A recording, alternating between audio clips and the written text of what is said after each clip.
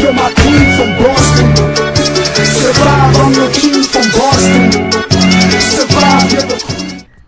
Yo, what's going on, everybody? It is Straight Outta Boston here, aka the King of Boston, and today we're back for episode 54 of the Utah Jazz Association. You can see here, Anderson Terry was named your Rookie of the Year.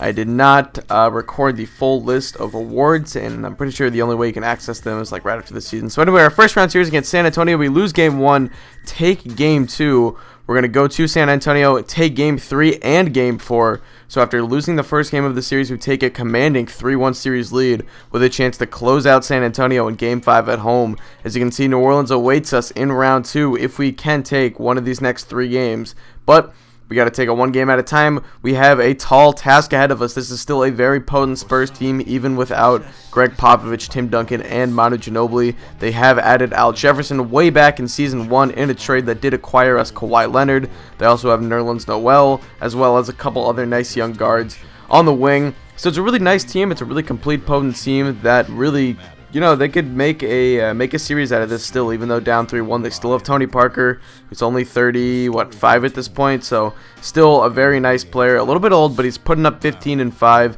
similar numbers to what he put up in 2002, 2003. You can also see that Jimmy Butler is on the team. He is a very nice young player for the Chicago Bulls.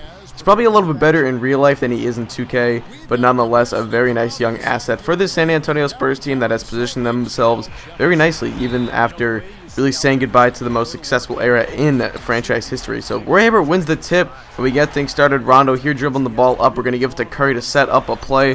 Paul George coming around the high screen. George with the ball is going to end up giving it into the corner to Rondo, now to Curry. Curry's going to set up a screen and roll with Derek Favors, the 2 best players on this team. Curry rejects the screen and roll, and it's going to hit the fadeaway too right there. Impressive shot by Stephen Curry, getting it going early. We know last game is really when he started to knock down those mid-range shots. We're going to try and keep that up today. Ricky Ledoux, though, in the corner, completely covered, fires off a corner 3 and puts it home. Impressive shot right there. We're going to skip it a little bit. 9-9 is your score. Curry with the ball, top of the key, finds a Paul George coming around the screen. George on the late closeout, hits the 3. And Paul George, you know, he's definitely not going to have the biggest game today, but you're going to be able to tell he still puts up about 20 points, even just almost only being a spot-up shooter. It's a very impressive game from Paul George. Hibbert hits the hook shot right there. We've been trying to get him going a little bit more in the post than we have so far this year. But look at the alley-oop right there. Great chemistry between Rondo and Favors. You know that's a Lob City connection. Rondo comes around the screen. They forget about Favors. We lob it over Tony Parker's left hand,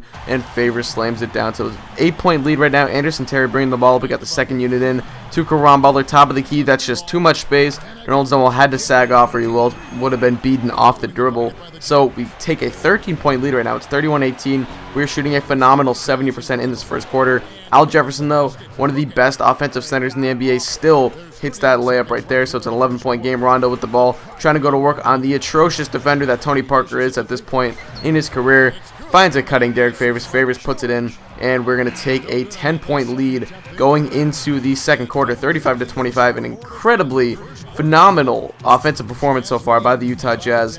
Hopefully they can carry that on into the following 3 quarters. Now here we go, Caron Butler running the break, and he's going to do the nasty Euro step past Nerlens Noel. That was an insane move by, I've mentioned it before, we brought in Caron Butler this year to be a DN3 guy on the wing, but he's really shown some impressive ball skills, the ability to create his own shot at times, and that was a really great example of it. So anyway, it's a 10-point game right here. Rondo with the ball, gives it to Steph Curry, top of the key, finds a screen from Hibbert. Using that brick wall 6 skill, we find a cutting Hibbert who's wide open, and Hibbert puts it in. So it's a 12-point game right here. Here comes Nerlens Noel going to the work in the post on Derek Favors. Noel puts up the hook shot. He's actually going to go up and under, fooling out Derek Favors as Favors went for the block, and he gets fooled right there. So it's an 8-point game. Kyle Lowry with the ball, the backup point guard for this San Antonio Spurs squad, gives it to Jared. Jared's going to pull up from the elbow and put that one home, and they cut the lead down to 6. The Spurs are not going to go away. 5-point game. Favors getting double teamed. I dribble out a little bit, try to find the open man. Almost turned it over. Rondo gets it back. Wide open. Well, not wide open, but open enough from mid, and he puts that one home.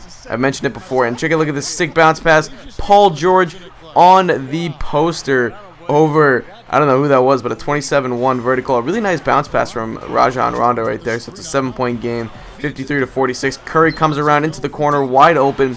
I've never run that play before in this series, I swear, but it's an effective play. Gets Steph Curry a wide open corner three. The corner three is the easiest three in basketball, so whenever we can get our best three-point shooter, one of the easier looks in the game, we got to give it to him. Kyle Lowry misses the buzzer beater, and we're going to take a 10-point lead into the half. We both score 21 points in that quarter, and we retain our 10-point lead. So now, still a 10-point lead. Tony Parker with the ball, trying to do what he does best, go around those screens, finds a cutting out Jefferson. Jefferson is wide open under the basket. He's going to put that one home. 58-50, Rondo with the ball. He's going to end up looking for a Steph Curry, who's going to be wide open right here, coming off the screen, hits the top of the key three, and it's going to be in a 13-point game at this point. Favors misses, Parker on the boards, running the break as he does so effectively. He's going to make a sick one-handed pass to Ricky Ledoux, and Ledoux puts it in, so it's back to an 8-point game, back and forth at this point, but the Spurs cannot bridge the gap, it appears. Parker, though, lobbing that one up to Jimmy Butler, who was under the basket, and Butler slams that one home with two hands. So here we go, Anderson Terry getting a screen from Paul George,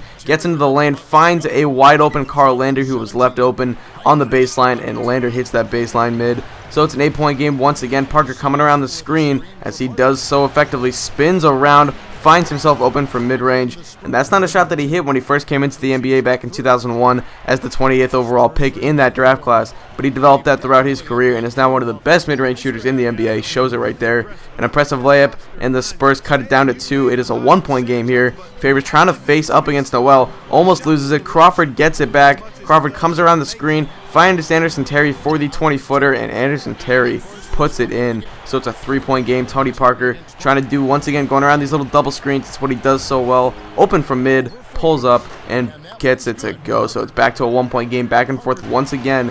3-point game now. Parker gives it to Nerlens Noel. At least he tries to. He turns it over. Curry outlet to Paul George. George off the backboard to himself. A self alley-oop. And it's back up to 5. Now it's back up to 7 here. Jeff Withey on the boards. Nice outlet pass. That is what Jeff Withey does so well. Make those insane outlet passes. And check out the crazy alley-oop from Rondo to Paul George. Paul George just came out of nowhere. I lobbed it up thinking someone had to be cutting to the basket. Honestly, did not see where Paul George was. He comes out of the heavens and slams that one home. Jimmy Butler would not be able to convert this full court shot. And we're going to take a 9-point lead going into the third quarter. So far we've had leads of 10 points, 10 points, and 9 points going into the quarters. We've really been able to keep our lead so far. Look at Jeff Withey with the ball skills, half spin for the layup. This is the last replay of the game, I promise you guys. But check this out. Sick crossover. And he's going to do a nice little half spin here. Pretends to get in the post. No one on him. I mean, Al Jefferson, very bad defender for a big man. So able to take advantage of that. And now here we go with Jones trying to create his own shot. Finds it and hits the little 10-footer over Steph Curry. So it's a 12-point game. Tony Parker dribbling him up on the break. I'm trying to cover the trail, or the cutter, I should say. But I do not do so effectively with Jamal Crawford, as once again, we get a lot of board defenders in this game, but it's back to a 10-point game. Tony Parker running the break once again, a common theme throughout this game. Gives it to Jimmy Butler. Butler hits the right-handed layup. Nice shot by Jimmy Butler. He's got 9 points on the evening. Nerlens Noel trying to go to work on Roy Hibbert. Gives it to Ricky Ledoux. Ledoux trying to go to work on Curry. Finds a cutting Noel, who will slam that one home. And it's back to a 6-point game. So here come the Spurs. Now it's down, or it's back up to 7, I should say. Into Jefferson in the post, and sometimes there's just no stopping Jefferson. He gets blocked, but Noel gets the rebound, puts it back in as he scoops it up and under, and it's a 5-point game. Curry trying to go to work on Ledoux. Ups. He's going to up fake once again. Fake the pass. Fade away a little bit. No good, but Derek Favors on the tip slam, and it's back up to 7. Now back down to 5.